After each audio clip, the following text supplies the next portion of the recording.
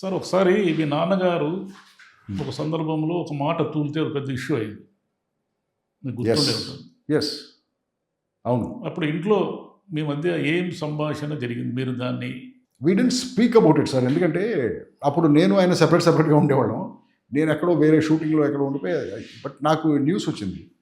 News వస్తే ఆయన కలవడానికి వెళ్ళాను. యూస్ ఫీలింగ్ వెరీ బ్యాడ్, చాలా బ్యాడ్గా ఫీల్ అవుతున్నారు ఆయన. నా ఇంకా చూడటానికి కూడా ఇబ్బంది పడుతున్నారు ఆయన.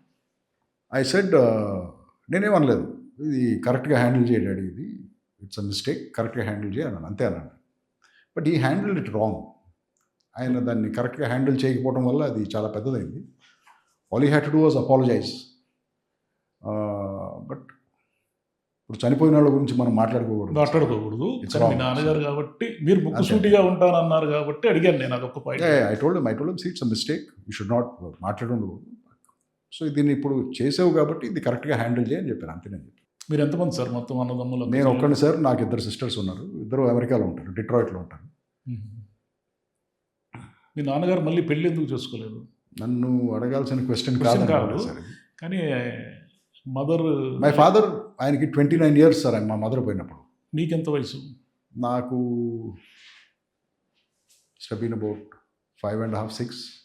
మై సిస్టర్ వాస్ 3, ఇంకొక సిస్టర్ 2. మాకు అసలు తెలియదు కూడా. మీ చేతుల మీద పెరిగారు వాళ్ళు. మాకు అసలు తెలియదు కూడా, పెద్ద ఇది కూడా మెమరీస్ కూడా లేవు. సో ఆయన ఈ వాజ్ 29, బట్ చాలా హ్యాండ్సమ్గా ఉండేవాడు ఆయన. చాలా హ్యాండ్సమ్. బట్ ఆ రోజు ఆయన ఎందుకు డెసిషన్ తీసుకున్నారో పెళ్లి చేసుకోకూడదని చెప్పేసి. ఐ థింక్ మా గురించి అయి ఉంటుంది. అంటే వచ్చేవాళ్ళు చూసుకుంటారో లేదో, అదో లేకపోతే మా మీద ఫోకస్ పెట్టాలనో ఏదో. కానీ అమ్మ లేకుండా ఉండడం అనేది కొంచెం కష్టమైన విషయమే కదా. మీరు లైఫ్లో ఎలా ఫేస్ చేశారు దాన్ని? అంటే ఏదో పెరిగేసాం సార్. ఎలా పెరిగాము ఏంటి అనేది నాకు తెలీదు. బట్ సమ్హౌ ఈ గ్రూ అప్. మాకు మా నాయనమ్మ ఉండేది ఇంట్లో. ఎలాగో పెరిగాము, చదువుకున్నాము, పెద్దవాళ్ళం అయిపోయాం, ఎవరి దారిని వాళ్ళు వెళ్ళిపోయాం. సో అది మదరు లేదు అనే ఫీలింగ్ ఎక్కువ ఎందుకు లేదంటే, మాకు అసలు ఊహ కూడా తెలియదు మా మదర్ లేనప్పుడు. సో మేబీ నాకు 10 ఏళ్ళు, 12 ఏళ్ళు, 14 ఏళ్ళు ఉన్నప్పుడు జరిగి ఉంటే maybe I would have felt. But నాకు అసలు తెలియదు కదా, మదర్ ఉంటే ఎలా ఉంటుందనే విషయమే తెలియదు. సో దానివల్ల పెద్ద ఎఫెక్ట్ చేయలేదు అనుకుంటున్నాను. మరి అంటే తల్లి లేకపోవడం వల్ల కొంత మొండిగా పెరుగుతారు అంటారు.